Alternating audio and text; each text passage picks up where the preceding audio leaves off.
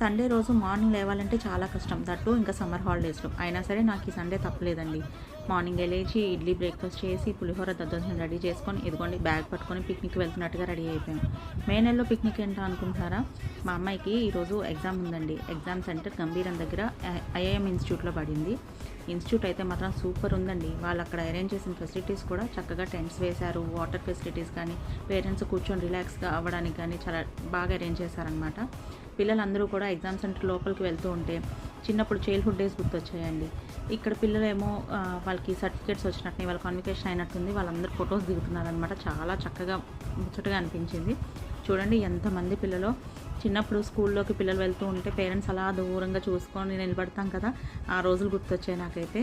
ఇంకా అలా రిలాక్స్ అయిపోయాం. మధ్యాహ్నము ఇంక ఇంటి నుంచి పట్టుకుని ఫుడ్ అయితే తినేసాము. ఇంకా పిల్లలు ఎగ్జామ్ రాసి ఎప్పుడెప్పుడు వస్తారని పేరెంట్స్ అందరూ చూడండి ఎంత యాంగ్జైటీగా ఎదురు చూస్తున్నారో.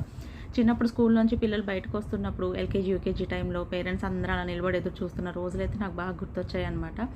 ఒక అమ్మాయి ఫస్ట్ తనే వచ్చిందండి బయటికి. అందరూ ఎంత విచిత్రంగా చూసారంటే ఆ అమ్మాయికి సింహం సింగిల్గానే వస్తుంది అన్నట్టు ధీమాగా నడుచుకొని వచ్చిందండి. ఇంకా అక్కడి నుంచి సాయంత్రం 6 అయిపోయింది ఎగ్జామ్ అయ్యేసరికి. సో ఇంకా అలా బయటకు తిరిగేసి మా అమ్మాయి చాలా రోజుల నుంచి నాన్ వెజ్ తినడం మానేసిందని మీకు చెప్పాను కదా, తనకి ఏమేం కావాలో అన్నీ కొనిచ్చేసాను అనమాట. నిన్న అయితే మార్నింగ్ ఫుడ్ ఇంట్లోంచి ప్రిపేర్ చేసుకొని వెళ్ళాను. ఈవినింగ్ మాత్రం అంతా బయటే తిన్నాము. ఒక్కొక్కసారి అప్పుడప్పుడు తప్పదండి. చాలా రోజులైంది ఇలా మేము బయటికి వెళ్ళి తిని. పాప అయితే చాలా మిస్ అయింది ఎగ్జామ్స్ వల్ల. ఇంకా అన్నీ చూసుకొని అలాగే వ్యూ పాయింట్ దగ్గరికి వెళ్ళాము బీచ్లో. అది చూసుకొని ఒక షవర్మా తినేసి ఇంటికి వచ్చేసాం.